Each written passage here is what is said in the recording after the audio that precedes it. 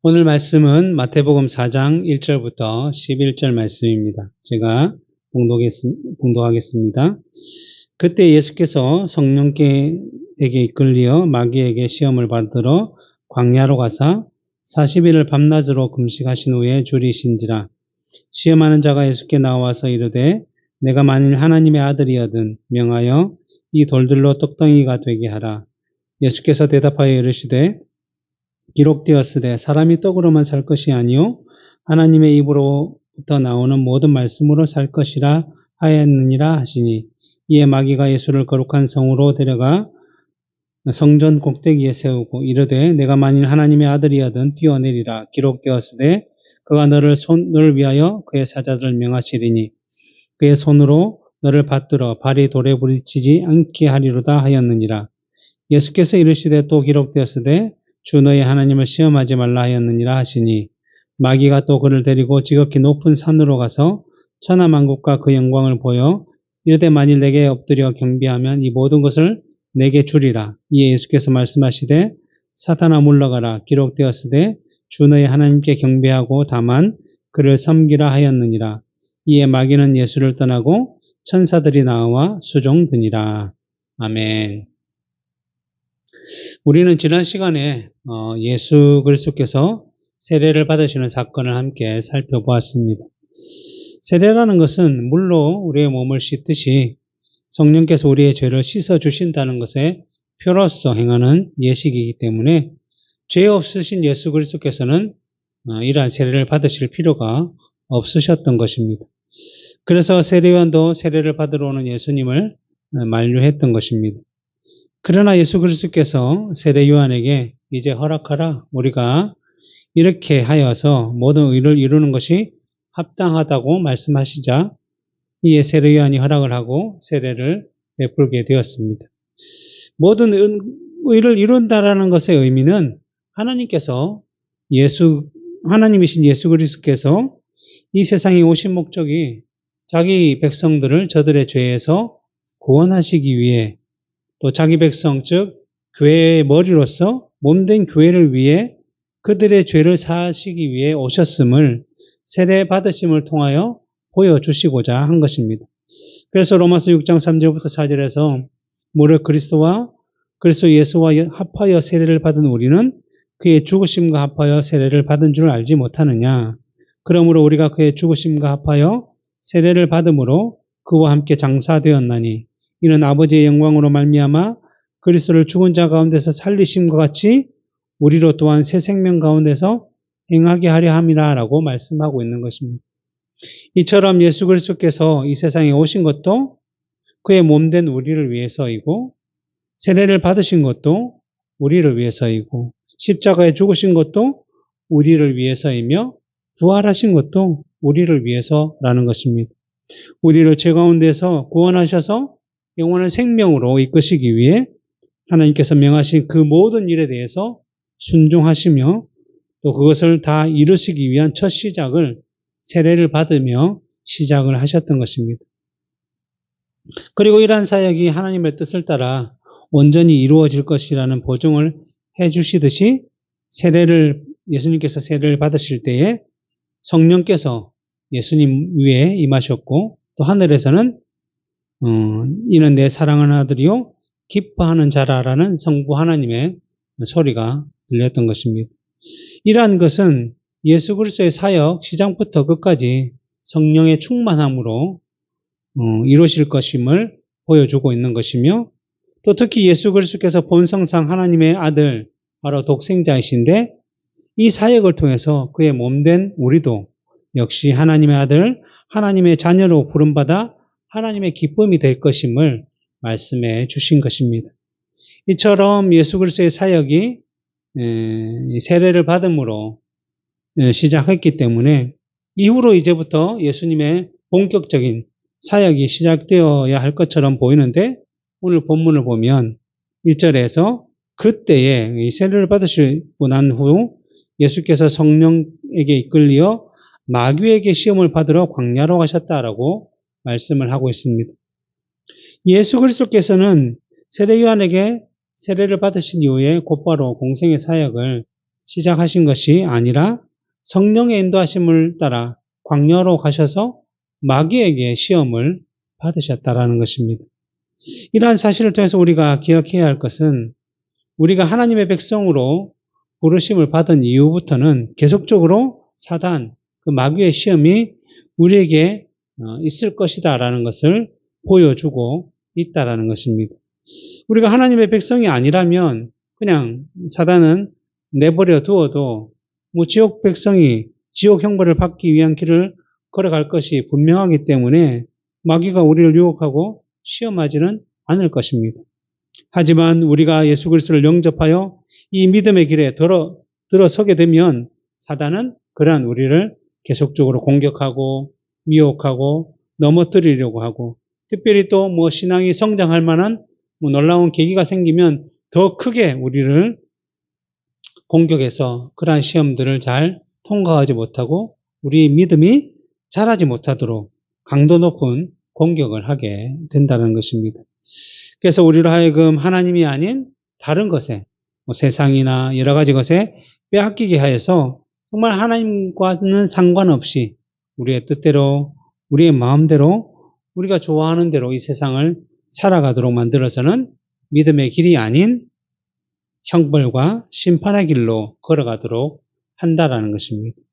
그래서 마태복음 24장 24절에 보면 거짓 그리스도들과 거짓 선지자들이 일어나 큰 표적과 기사를 보여 할 수만 있으면 택하신 자들도 미혹하리라 라고 말씀하시므로 예수님께서도 이러한 공격과 미혹에 우리에게 주의해야 한다라고 말씀하고 계시는 것입니다. 그러나 이 예수님이 시험 받으신 이 사건을 통해서 우리가 더 중요하게 기억해야 할 것은 예수 그리스도께서 먼저 모든 시험을 받으시고 또 그 가운데서 잘 견디시고 그러한 것들을 이기고 승리하셨다라는 것입니다.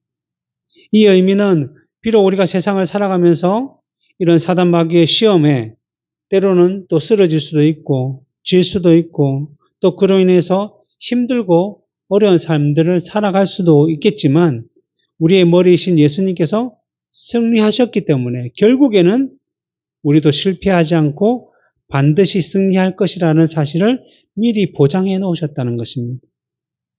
그래서 히브리서 2장 17절부터 18절에 보면 그러므로 그가 범사의 형제들과 같이 되심이 마땅하도다. 이는 하나님의 일에 자비하고 신실한 대제사장이 되어 백성의 죄를 속량하려 하심이라. 그가 시험을 받아 고난을 당하셨은즉 시험 받는 자들을 능히 도우실 수 있느니라 라고 말씀을 하는 것입니다. 그러기에 믿음의 길에 서 있는 우리가 시험을 올 때마다, 그것을 당할 때마다 어렵고 힘들고 고난의 시간이 주어질 때마다 우리의 방패가 되시는 주님을 꼭 붙드는 것 외에는 마귀의 공격을 막아내고 이겨낼 수 있는 다른 방법이 없다는 사실을 꼭 기억해야 할 것입니다. 그리고 이러한 사실보다 더 놀라운 것은 이 교회의 머리 대신 예수 그리스도께서 모든 믿는 자들의 대표로서 세례를 받으시고 성령의 인도하심을 따라 광야에서 마귀에게 시험을 받으시고 이겨내셨다는 것은 앞으로 우리에게 다가올 시험들이 그냥 우연히 어쩌다가 일어나는 것이 아니라 또 하나님의 허락이 없이 사단 마음대로 마귀의 뜻대로 일어나는 것이 아니라 하나님의 성령이 우리의 믿음의 성장과 훈련을 위해서 이러한 시험을 주관하고 계시다라는 것입니다. 지금 우리는 구원의 사정 가운데 성화의 길을 걸어가고 있는데 성화의 길을 걷고 있는 우리에게 주어진 은혜가 무엇인가 하면 성도의 견인이라는 은혜입니다. 성도의 견인이라는 것은 하나님의 부르심을 받아 자녀가 된 사람들은 성화의 과정 가운데서 여러 가지 고난과 어려움을 통과하게 될 것인데 그러한 어려움이 아무리 많이 발생하고 크게 나타난다고 할지라도 하나님께서는 그러한 성도로 하여금 이 모든 것들을 견디고 인내할 수 있도록 도우시고 그래서 결국에는 합력하여 선을 이루시는 방향으로 만드시기 때문에 결국에는 반드시 승리하여 영생과 영화의 자리에 이르게 된다라는 것입니다. 그래서 야고보서 1장 2절부터 4절에서 내 형제들아 너희가 여러 가지 시험을 당하거든 온전히 기쁘게 여기라. 이는 너의 믿음의 시련이 인내를 만드는 줄을 너희가 알미라. 그래서 인내를 온전히 이루라. 이는 너희로 온전하고 구비하여 조금도 부족함이 없게 하려 합니다. 라고 말씀하는 것입니다. 인내와 이러한 시련을 통해서 우리가 점점 더 하나님의 사람으로 온전하게 될 수 있도록 그렇게 역사하신다는 것입니다. 이제 마귀가 예수님을 시험한 내용들을 본문을 통해서 하나씩 살펴보도록 하겠습니다. 마귀는 세 가지의 형태로 예수님을 시험하고 있는데 이 시험 안에 우리가 살아가면서 만나게 될 모든 시험의 내용이 다 함축되어 있다라고 볼 수 있습니다. 먼저 첫 번째 본문 2절부터 3절에 보면 40일을 밤낮으로 금식하신 후에 줄이신지라 시험하는 자가 예수께 나와 이르되 내가 만일 하나님의 아들이거든 명하여 이 돌들로 떡덩이가 되게 하라라고 하였다는 것입니다. 이것이 첫 번째 시험인데 예수님께서 성령에 인도되어 광야로 오셔서는 40일 동안 밤낮으로 금식을 하셨고 그래서 매우 줄이신 상태가 되었다는 것입니다. 그런데 이때 시험하는 자, 그 마귀가 예수님께 나와서는 네가 만약 하나님의 아들이라면 이 돌들로 떡덩이를 만들어서 너의 줄인 배를 채워라 라고 시험하고 있다는 것이죠.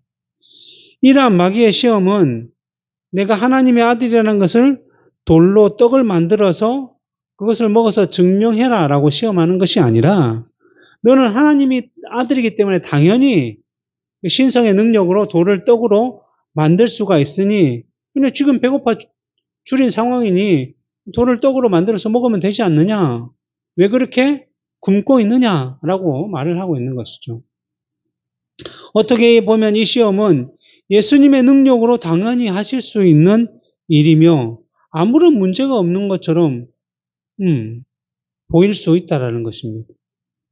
하지만 이 시험의 의미는 예수 그리스도께서 참 하나님과 참 사람으로 자기 백성을 구원하시기 위해 이 땅에 오셨기 때문에 신성과 인성을 동시에 지니고 있습니다.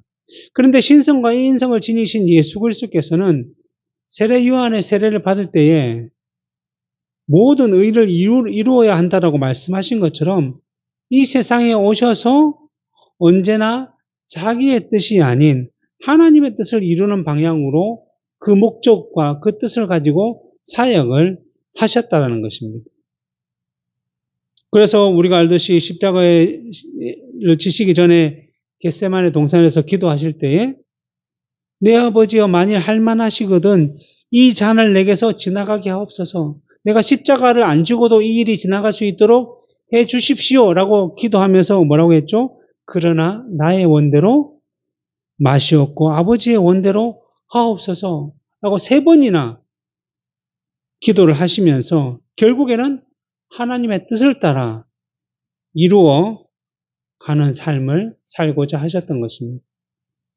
이처럼 예수 그리스도의 사역은 하나님의 뜻을 따라 이루고자 하는 방향으로 가셨고 결국에는 십자가에서 죽기까지 하나님의 뜻을 따라 순종하심으로 모든 의를 이루셨고 그래서 자기 백성된 우리가 구원의 은혜를 입게 된 것입니다. 그런데 마귀의 시험은 이러한 공생의 사역, 놀라운 구원의 사역을 시작하기도 전에 예수 그리스도로 하여금 하나님의 뜻을 따라 살아가는 것이 아니라 예수 그리스도 자신을 위해서 주어진 능력을 사용하도록 유혹하고 있다라는 것입니다. 그래서 총교도 목사인 매튜 풀도 이 시험에 대해서 그리스도로 하여금 하나님의 섭리를 통해서 그를 보호해 주실 것임을 믿지 않고 하나님께서 그에게 허락하지 않으신 수단을 사용해서 굶주림의 고통에서 스스로 벗어나게 만들고자 한 것이다라고 하고 있습니다. 우리가 앞에서 말씀드렸듯이 성령께서 예수 그리스도를 광야로 인도하셔서 40일 동안 금식하게 하셨다라고 한다면 오늘 본문 11절에 천사들이 나와 예수님께 수종들었다라고 말씀하고 있듯이 그렇게 준비하신 하나님의 은혜와 섭리가 반드시 있을 것인데 사단은 예수님으로 하여금 지금 그러한 은혜와 하나님의 뜻을 기다리지 못하고 스스로의 힘을 사용해서 그 일들을 해결하도록 시험하고 있다라는 것입니다. 이것을 우리에게 적용하면 우리에게 일어난 문제를 하나님의 뜻과 때, 또 하나님의 선한 섭리의 역사들을 기다리지 못하고 하나님 없이 그냥 스스로 우리의 문제를 해결하도록 시험하고 있다는 것이죠. 예를 들면 이스라엘의 첫 번째 왕으로 세움받은 사울 왕이 이 블레셋과 전쟁을 하게 되었는데 이스라엘은 항상 전쟁을 하기에 앞서서 하나님께 제사를 드리면서 이 전쟁이 하나님의 뜻인지 또 이 전쟁 가운데 하나님의 은혜를 구하는 이러한 일을 했는데 그때도 이제 제사를 드리려고 하는데 제사를 주관하도록 하나님의 말씀을 따라 세움받은 사무엘이 아직 오지 않았다는 것입니다. 그래서 기다리고 있는데 이제 시간이 점점 흘러가고 또 블레셋은 곧바로 쳐들어올 것 같고 그러자 백성들이 이 전쟁이 하나님의 뜻이 아닌가 보다 하면서 한 명씩 한 명씩 또 자기의 집으로 돌아가는 이탈하는 사람들이 생겼다는 것입니다.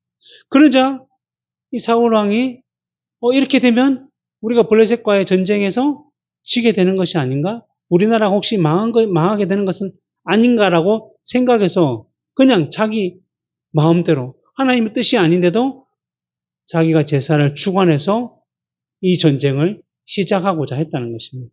그래서 제사를 드리고 나니까 그때서야 사무엘이 도착을 했습니다.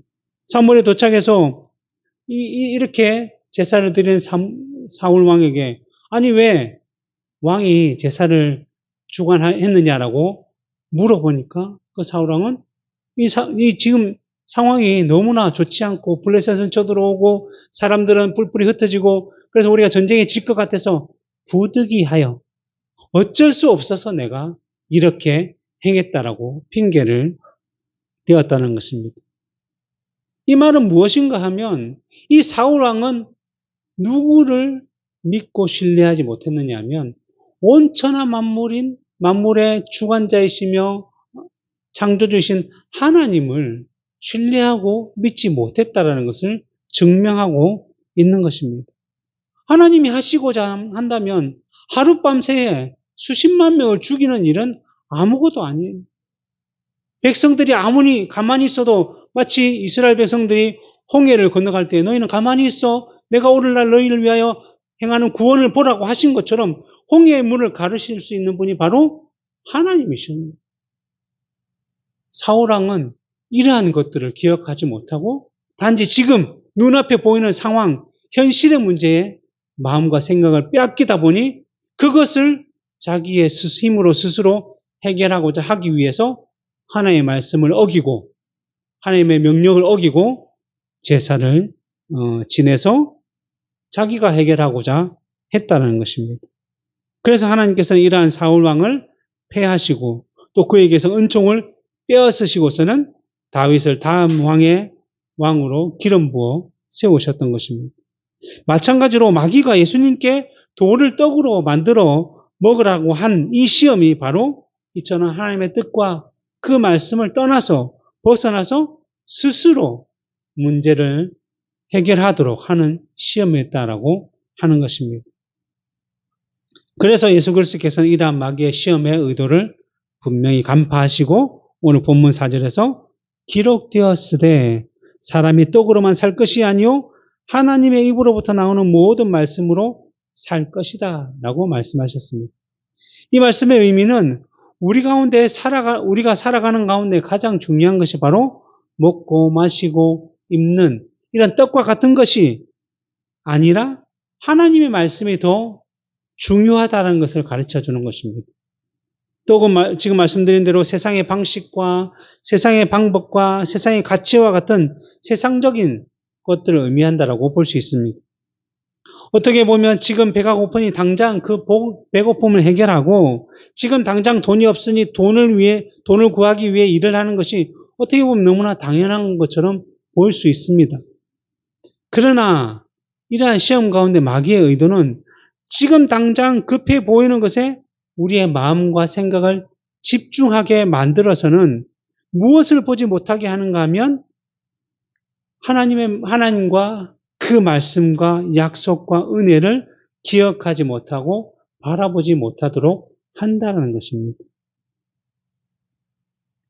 물론 배고픈 사람이 당장 떡을 먹어야 살아가는 것이 맞긴 하지만 중요한 것은 무엇인가 하면 우리는 그 떡이 지닌 능력 때문에 우리가 살아가는 것이 아니라 떡으로 하여금 우리의 영양분이 되도록 만드신 하나님의 능력으로 살아간다는 것을 알아야 한다는 것이죠. 그러기에 하나님이라면 그러나 떡이 없다고 할지라도 다른 수단에 의해서 살도록 하실 수 있다는 것이며 이를 증명하기 위해 예수님께서는 신명기 8장 3절의 말씀을 인용해서 말씀하시는 것입니다. 오늘 본문 4절에서는 예수님의 인용하신 말씀이 신명기 8장 3절의 후반부만 인용이 되었는데 앞부분부터 전체를 다시 한번 더 제가 읽어드리면 너를 낮추시며 너를 줄이게 하시며 또 너도 알지 못하며 내 조상들도 알지 못하던 만나를 내게 먹이신 것은 사람이 떡으로만 사는 것이 아니요 여호와 입에서 나오는 모든 말씀으로 사는 줄을 내가 알게 하려 하심이다라고 말씀을 하신 것입니다. 하나님께서는 우리를 떡으로도 먹이시고 또 다른 것들로도 먹이시고 또 아무것이 없다고 할지라도 하늘에서 만나를 내게 해서 먹이시는 분이시니 이러한 사실을 통해서 우리가 기억하고 깨달아야 할 것은 우리가 떡으로 사는 것이 아니라 이 떡을 주신 하나님으로 말미암아 사는 것이다라는 사실을 깨달아야 한다라는 것입니다. 이것을 알기 위해 하나님께서는 이스라엘 백성들을 어디로 인도하셨어요? 광야로 인도하셨다는 것입니다. 그냥 하나님 단순히 말씀으로만, 그냥 우리의 생각으로만, 우리의 떡보다는, 세상 것보다는 하나님 것이 더 중요하지. 그냥 영적으로만 말씀하시는 것이 아니라 실제로 이스라엘 백성들을 광야로 몰아넣으셔서 정말 입을 것, 먹을 것, 마실 것을 구할 수 없는 그 광야에서 하늘에서 만나를 내려 먹이시고 반석에서 물을 내어 마시게 하심으로 말미암아 이것이 하나님의 능력이고 이런 하나님이 너희와 함께 있다고 한다면 너희는 과연 누구를 바라보아야 되는가 라는 사실을 기억하게 하신 것입니다. 이러한 사실을 흐트러 놓으려고 사단이 시험하자 예수님께서는 이러한 말씀을 통해서 우리가 진정으로 바라보고 기억하고 인식해야 될 것은 지금 당장 현실의 문제가 아니라 그것조차도 섭리하시고 다스리시고 인도하시는 하나님을 먼저 바라볼 때에 더 우리가 행한 것보다 더 크고 놀랍고 선한 것으로 우리에게 채워주신다라고 말씀하는 것입니다.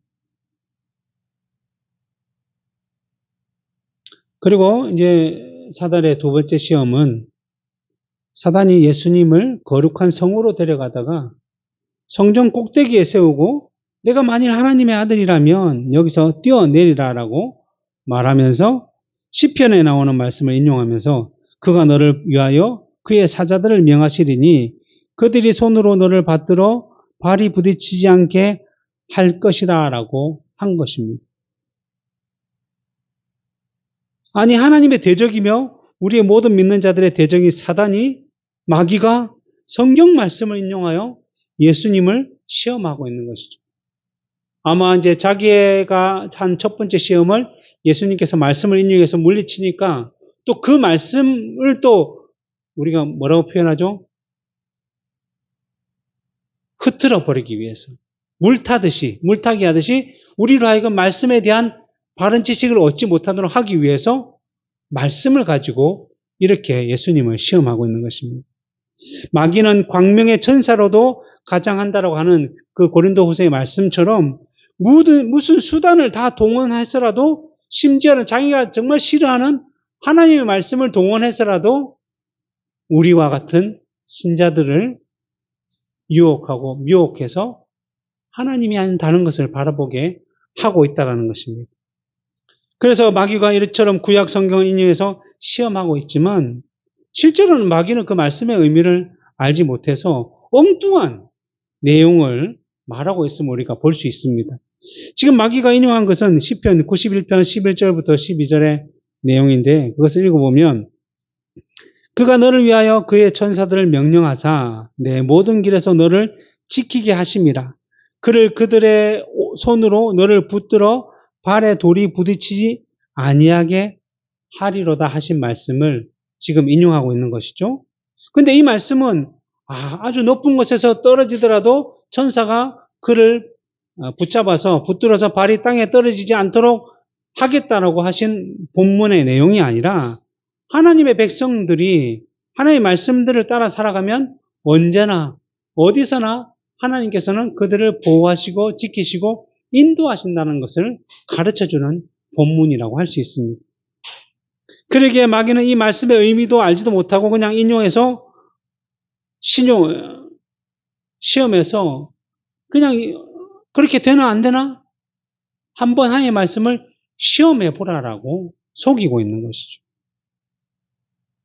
그래서 그것을 부추기면서 이 사람이 얼마나 하나님의 말씀을 잘 알고 있는지, 잘 믿고 있는지, 확신하고 있는지 알고자 했던 것이고, 그래서 그것이 안 되면 무너지고 쓰러지게끔 하도록 한 것입니다.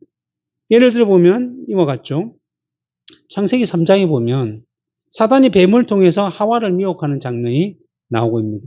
그때 뱀이 하와에게 했던 말이 뭐냐면 하나님이 참으로 너희에게 동산 모든 나무의 열매를 먹지 말라 하시더냐. 하나님 명령하신 말씀을 가지고 얘기한 거죠. 그러자 하와가 대답한 말이 동산 나무의 열매를 우리가 다 먹을 수 있지만 동산 중앙에 있는 나무의 열매는 하나님의 말씀에 너희는 먹지도 말고 만지도 말라 너희가 죽을까 하노라라고 하셨다는 것입니다. 하와는 하나님의 말씀을 조금 바르게 기억하지 못하고 있었던 것 같습니다. 먹으면 반드시 죽는다고 했는데 먹지도 말고 만지지도 말고 죽을까 하노라라고 대답을 했다는 것이죠. 그러자 그때 사단이 하와를 시험해서는 너희가 결코 죽지 아니하리라.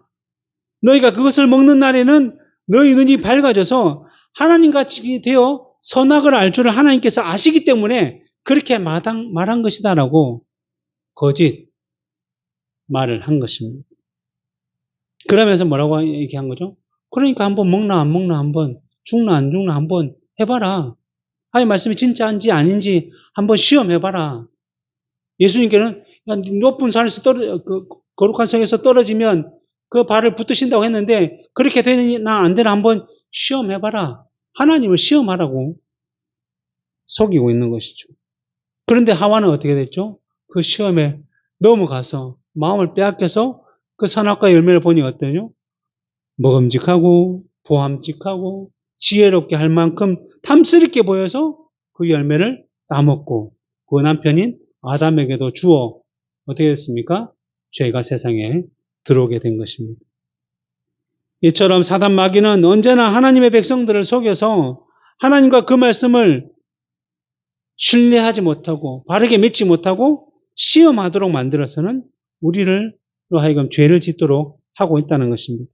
그러기에 예수님께서는 이러한 마귀의 의도를 꿰뚫어 보시고 오늘 본문 7절에서 기록되었을 때 주 너의 하나님을 시험하지 말라라고 하시면서 사단의 시험을 물리치셨던 것입니다.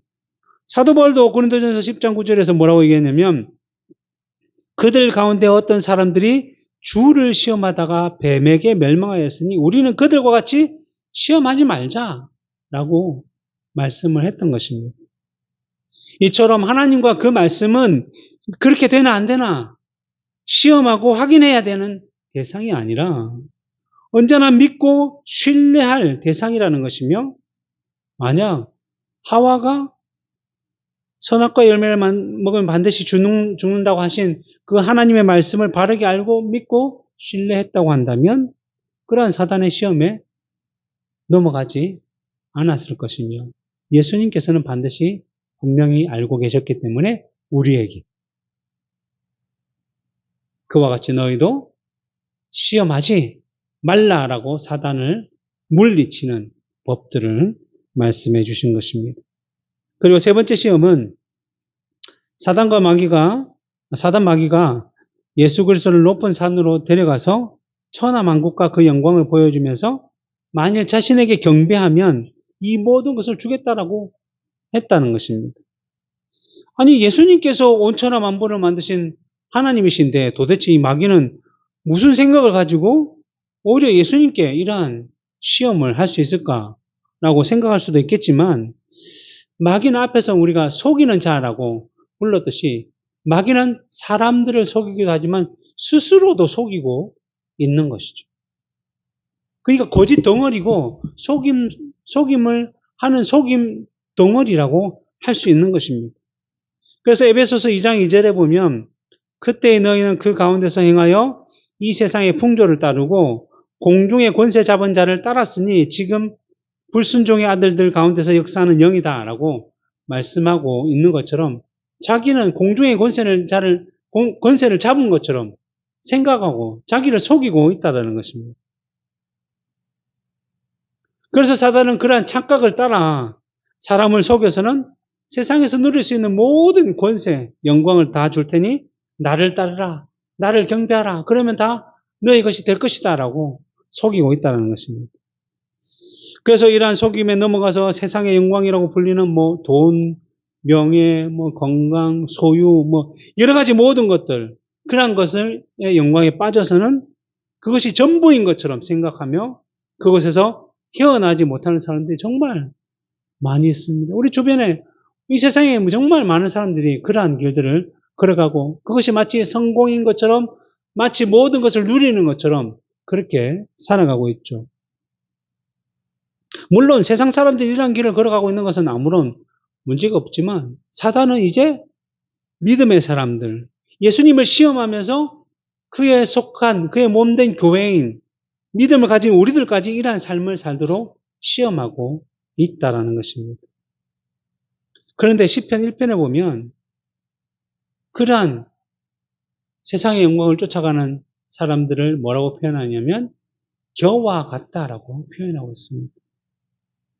어떻게 보면 겨가 이렇게 이제 알곡과 쭉정이를 가를 때 체질을 하면 겨가 하늘로 날아가면 막 바람을 타고 온 세상을 다니는 것처럼 보이듯이 마치 이 세상에서 그 모든 영광을 취하고 누리고 그것으로 인해 영원히 살 것처럼 보이지만 겨는 결국 어떻게 되죠? 바람 타고 날아가다 결국은 땅으로 떨어지게 되어 있습니다. 그 일은 마치 찰나의 순간처럼 정말 길지 않은 시간이죠. 곧 땅에 떨어져서 어떻게 되죠? 다 모아서 불에 던져 태우게 된다는 것입니다. 그래서 시편 1편에서 이러한 길을 따라가는 것을 겨와 같은 삶을 살아가는 사람을 뭐라고 부르냐면 악인이라고 부르고 있으며, 그러므로 악인들은 심판을 견디지 못하며 죄인들의 의인들의 모임에 들지 못하리로다. 무릇 의인들의 길은 여호와께서 인정하시나 악인의 길은 망하리로다 라고 말씀하는 것입니다. 그러기에 마귀의 유혹, 시험에 넘어가서 이 세상에서 그 영광을 따라 살아가는 자들이 모두 이와 같게 될 것이다 라고 말씀하는 것입니다. 그러기에 예수 그리스도께서는 몸된 교회의 성도들이 이러한 헛된 영광을 바라보며 그것을 영광과 경배의 대상으로 삼지 못하도록 하기 위해서 오늘 본문 10절에 사탄아 물러가라, 기록되었으되 주 너의 하나님께 경배하고 다만 그를 섬기라고 말씀하셨다 라는 말씀을 주셨습니다. 우리가 알고 있듯이 경배받을 대상은 오로지 한 분, 하나님 뿐이시라는 것을 다시 한 번 더 우리에게 말씀하시는 것입니다. 아무리 돈을 많이 주고 명예를 주고 건강과 천하만국을 다 준다고 할지라도 그것은 잠시 잠깐 지나가는 이 세상에서 잠깐 누릴 수 있는 것밖에 안 된다는 거죠. 그것은 앞으로 우리가 영원히 살아갈 것에 대한 삶을 보장해 주지 못한다는 것입니다. 그러기에 그렇게 잠시 잠깐 사라질 것에 경배하지 말고 본래 경배받으시기에 합당하신 하나님께만 경배하고 그것이 가장 복되고 좋은 것이다라고 말씀하는 것입니다. 소요리 문답, 웨스트민스터 소요리 문답 제1번 문답이 뭐죠? 사람이 제일 되는 목적이 무엇인가? 라는 질문에 하나님을 영화롭게 하고 영원토록 그를 즐거워하는 것이다 라고 대답을 하고 있습니다. 그리고 고린도전서 10장 31절에서도 뭐라고 되어 있죠? 그런즉 너희가 먹든지 마시든지 무엇을 하든지 다 하나님의 영광을 위해서 하라라고 말씀하고 있고 전도서 12장 13절에서도 일의 결국을 다 들었으니 하나님을 경외하고 그의 명령들을 지킬지어다. 이것이 모든 사람의 본분이다 라고 말씀하는 것입니다. 사람이 하나님의 형상으로 지음받았다고 한다면 당연히 그 형상으로 지으신 하나님만을 경배하고 찬양해야 할 것이고 그럴 때에 우리가 가장 복된 길을 걸어가는 것이며 그것이 바로 거룩하고 흠이 없도록 우리를 만들어 가시는 하나님의 뜻이라는 것입니다. 이것이 바로 하나님의 백성으로 부르심을 받은 우리가 이 땅을 살아가는 데 가장 중요한 목적이며 우리의 삶을 통해서 하나님의 영광을 드러내는 것이 우리의 목표라는 것입니다. 이것은 어떤 시간에는 자기를 위해 살고 6일 동안 자기를 위해 살고 어떤 순간에 예배를 드릴 때만 하나님 위해서 살아가야 한다라고 말씀하는 것이 아니라 정말 우리가 먹든지 마시든지 무엇을 하든지 즉 어떠한 상황, 어떠한 순간, 어떠한 시간에도 우리의 모든 인생을 통해서 하나님의 영광을 위해서 살아가야 한다라고 말씀하는 것입니다. 왜냐하면 로마서 11장 36절에 이는 만물이 주에게서 나오고 주로 말미암고 주에게로 돌아갑니다. 그에게 영광이 세세히 있을지어다라고 한 그 사도 바울의 고백처럼 온 세상이 하나님으로 말미암아 창조되었고 또 하나님으로 말미암아 지금 다스려져 가고 있고 결국에는 하나님의 영광을 위해서 끝이 날 것이기 때문에 이 모든 것들이 다 하나님으로 말미암은 것이기에 당연히 피조물인 우리는 모든 영광을 하나님께 돌려야 하는 것이 마땅하다라고 말씀하는 것입니다. 이처럼 모든 영광은 당연히 하나님께로 돌려야 하기 때문에 예수님께서는 세 번째 시험을 통해서 하나님만을 경배하며 섬겨야 한다라고 하며 사단의 시험을 물리치신 것입니다. 이제 말씀을 맺도록 하겠습니다. 오늘 우리가 살펴본 말씀, 즉 예수 그리스도께서 사단에게 시험을 받으신 내용을 통해서 예수님께서도 시험을 받으신 것처럼 믿음을 가진 우리도 항상 시험을 받게 되어 있다는 것을 보여주고 있습니다. 그리고 그 시험은 계속해서 우리의 연약한 부분을 파고들어서 우리의 교만함을 부추기며 그래서 하나님의 말씀을 저버리고 때로는 또 하나님을 시험하고 또 아닌 썩어 없어질 세상의 영광을 바라보도록 유혹하고 미혹한다는 것입니다. 그리고 이러한 사단의 시험이 인생에 단 한 번만으로 끝나는 것이 아니라 우리가 이 세상을 살아가는 동안에 여러 가지 방식과 형태로 계속되는 것이기 때문에 우리가 사단의 유혹에 넘어졌다고 해서 크게 낙심할 필요도 없고 또 한 번 시험을 이겼다고 해서 자만함을 가질 필요도 없다라는 것입니다.